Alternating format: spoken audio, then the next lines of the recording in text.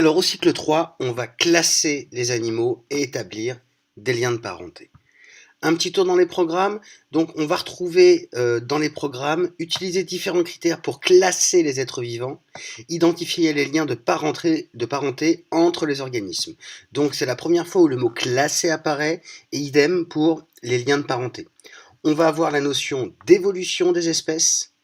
Petite remarque, la mise en évidence des liens de parenté entre les êtres vivants peut être abordée dès le CM. Donc on voit que la cellule est réservée aux classes de 6e principalement à cause de la présence de microscopes, mais lien de parenté dès le CM. Donc, toujours dans les programmes, biodiversité, un réseau dynamique. C'est là qu'on voit que même entre les cycles, c'est poreux. La biodiversité, elle apparaît au cycle 2, on la retrouve au cycle 3. La notion de classification, même si elle est principalement là au cycle 3, on la retrouve au cycle 2. Donc, il y a vraiment une progressivité intercycle qui est vraiment à réfléchir. Donc je vais vous proposer une séquence constituée de 4 séances qui serait en mettre en place vers la fin du cycle 3. Donc les objectifs, savoir décrire la variété des espèces animales par l'utilisation de caractères simples de classification et savoir procéder à des regroupements permettant de classer les animaux en fonction de caractères exclusifs. On reviendra sur cette notion. Vous voyez que cette séquence elle est divisée en 4 séances. Comment classer des animaux, des groupes qui s'emboîtent, classons ces animaux et enfin, pour aller plus loin. Alors on va commencer par la première séance, comment les classer. Alors les objectifs de cette première séance, c'est en termes de connaissances. On classe les êtres vivants sur ce qu'ils ont, poils, vertèbres ou plumes. On ne classe pas les êtres vivants sur ce qu'ils n'ont pas, sur ce qu'ils font ou sur l'endroit où ils vivent. Donc les objectifs de méthode, observer et comparer des êtres vivants en vue d'établir des classements et mettre en perspective des classements reposant sur des critères appartenant à des registres différents. Alors c'est parti. Tout d'abord, un petit point sur le vocabulaire entre trier, classer, ranger et déterminer. Trier, on se base sur la présence ou l'absence d'un attribut pour trier les espèces. L'animal fait ou ne fait pas partie du groupe en fonction qu'il est cet attribut. Classer, on ne prend en compte que les attributs présents et partagés par les différents organismes pour les classer. Ranger, ce sont mettre des espèces dans un ordre suivant un caractère, ça peut être la taille, ça peut être l'ordre alphabétique, etc. Et enfin, déterminer, c'est reconnaître une espèce déjà répertoriée, retrouver son nom, sa famille. Je vous renvoie à la clé de détermination du premier module. Alors l'objectif de cette première séance, ça va être l'émergence d'un problème scientifique commun. On va demander aux élèves de citer des animaux, environ une douzaine, qu'on va noter au tableau. En demandant de la diversité, les élèves vont avoir tendance à nommer chiens, chats, vaches, etc. Donc essayez de faire en sorte qu'il n'y ait pas que des mammifères. Et si c'est un terme générique, insectes, essayez de descendre à mouches ou guêpes, voire abeilles. Il faut vraiment avoir des espèces et pas des groupes. Et ensuite, voilà, la consigne donnée par le maître, c'est « et si on mettait un peu d'ordre, lesquels on peut mettre ensemble et pourquoi ?» Et on va demander aux élèves, par groupe, sur une feuille A3, de faire des regroupements d'animaux et on va observer. On va voir qu'il y a beaucoup de groupes différents qui ont pu être créés par les différents groupes d'élèves, que souvent il y a plusieurs systèmes utilisés en même temps, d'où l'importance des critères utilisés, et on montrera que les rangements, du plus petit au plus grand, du plus gentil au plus méchant, ce ne sont pas des classements. Vraiment la différence rangement, classement, et on montrera que des tris, les oiseaux d'un côté et les autres, ce ne sont pas des classements. Donc l'objectif là, c'est vraiment d'arriver à une problématique, un problème scientifique qui sera commun à la classe. Quel système doit-on retenir et pourquoi ?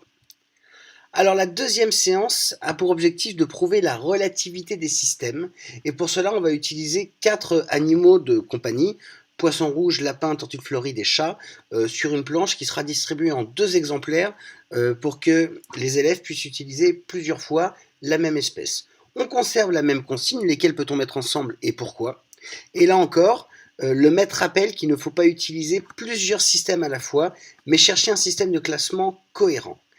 Alors les différentes solutions proposées par les élèves vont être examinées par la classe.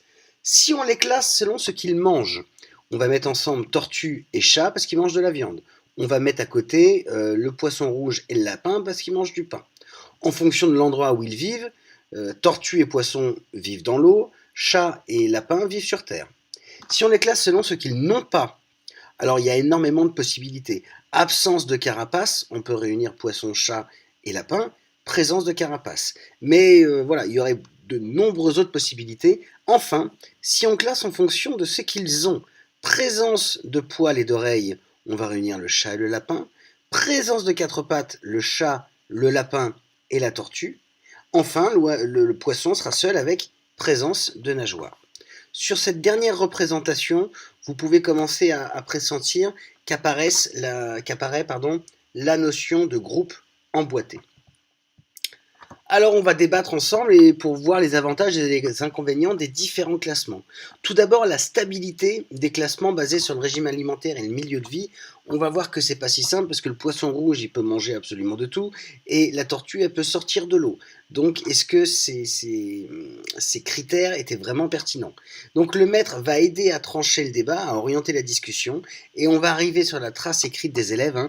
Les scientifiques classent les êtres vivants en fonction de ce qu'ils ont et on appelle cela des caractères. Donc là, jusqu'à présent, l'objectif, c'est pas d'obtenir un classement, mais de montrer vraiment la relativité des systèmes. Donc en conclusion, pour le moment, on classe les êtres vivants sur ce qu'ils ont, et on gardera le classement poils et oreilles et quatre pattes dans les différentes possibilités qu'on a eues précédemment. C'est important parce qu'on va le reprendre. Et enfin, on ne classe pas les êtres vivants sur ce qu'ils n'ont pas, sur ce qu'ils font et sur l'endroit où ils vivent. Les élèves vont marquer ça dans leur cahier d'expérience tout en identifiant clairement le caractère qui les définit, mais sans chercher pour l'instant une représentation particulière.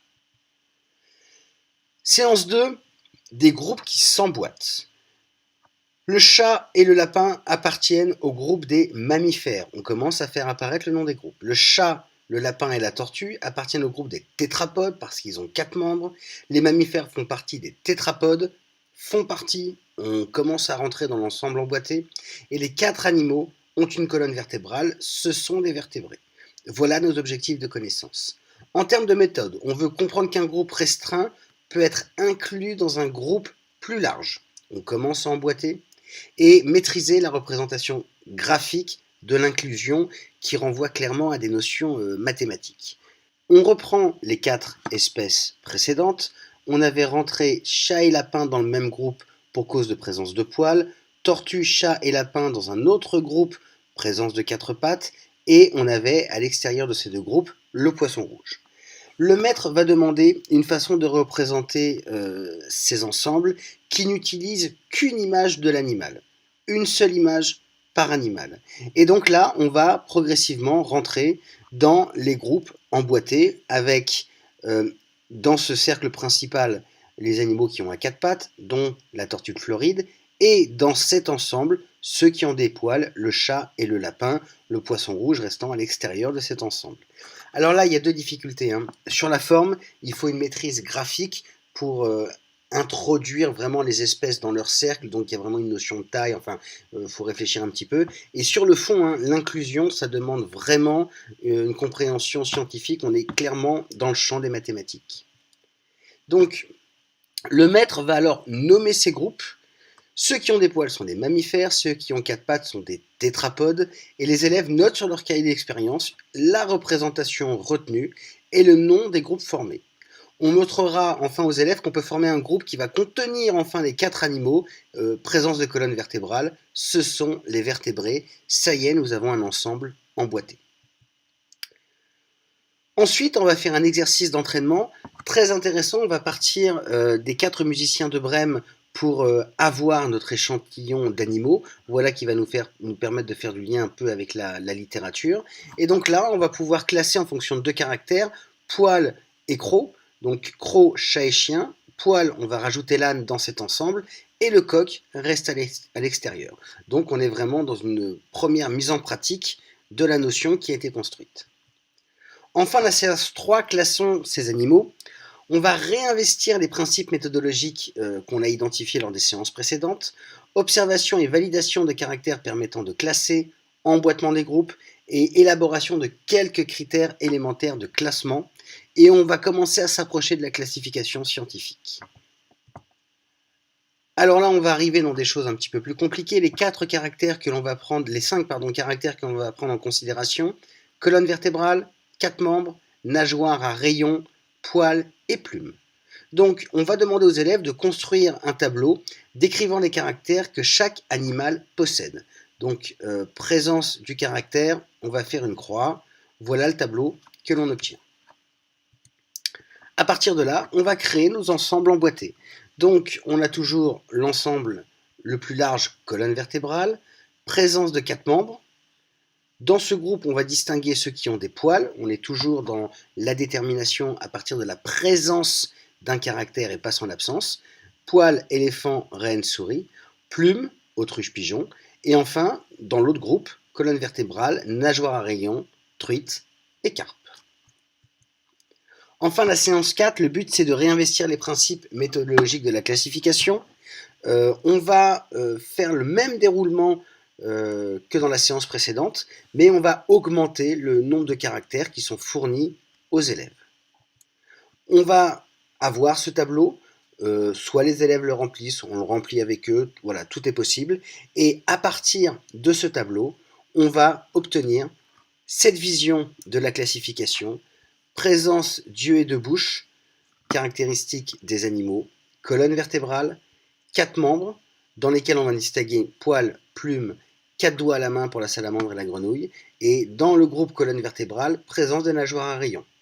Un autre groupe, squelette externe, donc vous voyez que ça a été construit progressivement par rapport à la séance précédente, et là on fera la distinction entre ceux qui ont 6 pattes et 2 antennes, coccinelles, abeilles, fourmis, et ceux qui ont 8 pattes, les araignées et les scorpions. Donc vous voyez qu'en fin de cycle 3, on arrive quand même sur un ensemble qui est relativement complexe et qui demande de la part de l'enseignant vraiment de maîtriser la didactique scientifique sur la classification.